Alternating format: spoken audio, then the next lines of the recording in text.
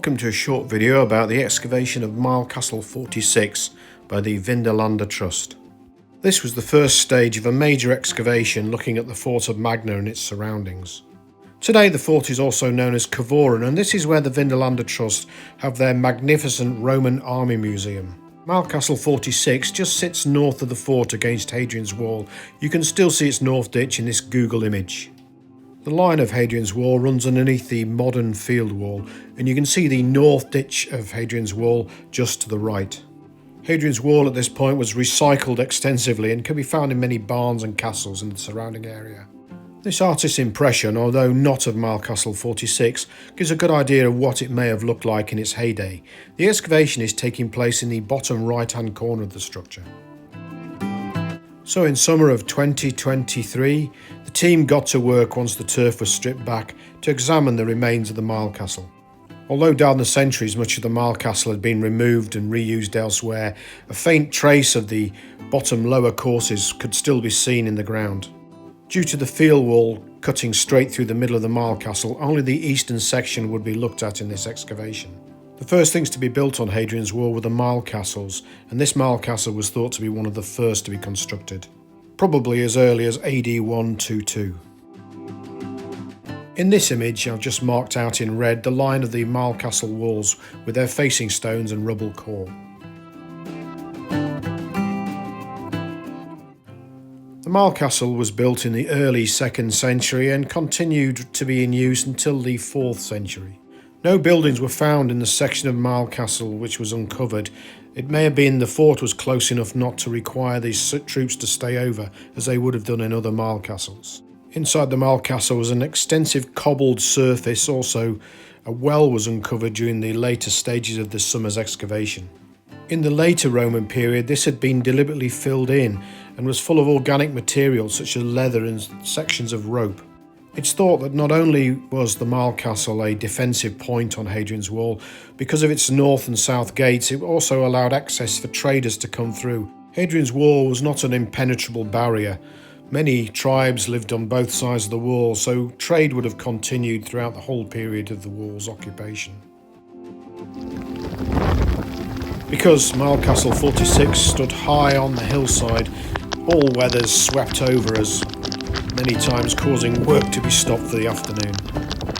However, on other days when the sun beat down, the clouds rolled over, there was no better place to dig on Hadrian's wall. For the volunteers, expert advice was always on hand from the director, Dr. Andrew Burley, Rachel and Frankie, the senior archaeologists on site. As the summer season progressed, more of the cobbles and features on the interior of the fort, including drains, was uncovered. Also, the turf was taken off to the south to reveal a larger area of cobbled surfaces. Many features are still to be deciphered, including this rather strange plinth structure made of reused wall stone just to the east of the Milecastle. Right at the end of the season, a stone-lined grave was found with the burial of a woman inside it. This dated to the late 4th or early 5th centuries. The east-west orientation meant that it was probably a Christian burial. Similar kist burials have been found elsewhere on the wall, like here at Sewing Shields. You can read more about the recent discovery in the Vindolanda Trust report. The link is below.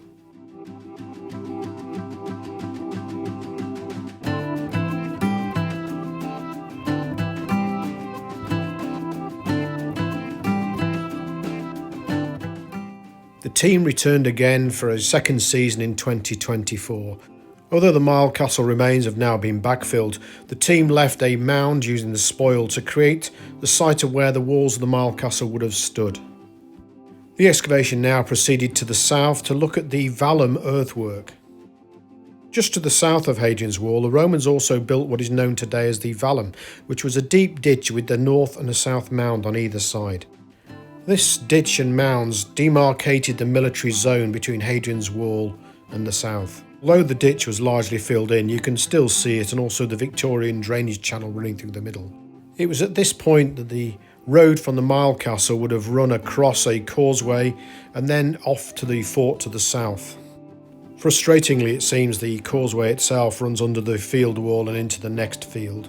It is therefore inaccessible to the excavators at this time. The vallum ditch was a major obstacle to anybody trying to reach the wall from the south, and it took the team considerable time and effort to reach the bottom of the ditch. Signs of earlier activity on the site also appeared in this beautiful military ditch, found stuffed with the remains of thrown away sections of buildings, armour and other detritus left over from the Roman occupation. The team excavating south of the Milecastle not only uncovered cremational burials, but unusually the signs of the actual cremation itself. It's not hard to imagine the emotion of these ceremonies from this high vantage point over the landscape. You can follow the ongoing excavations at Magna Fort when they restart in April 2025. My sincere thanks go out to the Vindolanda Trust for all their help.